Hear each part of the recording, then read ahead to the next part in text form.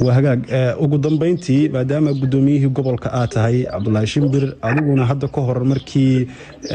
xilka lagu magacaabay magaalada Garbaharre waxaan ognahay in si khasab ah oo jujuuba looga wareejiyay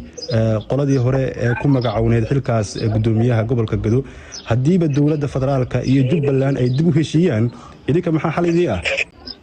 والله ده دولة iyo Jubbaland heshiinaysan anagu ka mid nahay wax kale gooni ah ma garanayo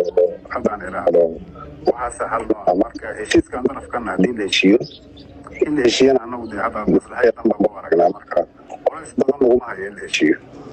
Axmed Madoobe oo maanta ka hadlay magaalada Kismaayo masaajid uu khudbad ka jeediyay waxa uu sheegay in Jubbaland lagu soo duulay isla markaasina ay cidda ay hayaan aysan hayn reer Jubbaland laakiin ay hayaan Xasan Sheekh Maxamuud oo doonayo in Jubbaland uu burburiyo aragtida noocaas ee madaxweynuhu uu sheegay maxaad ka aaminsan tahay adigu wallahi inaan waxba ka jirin bay ila tahay waa kaas weeye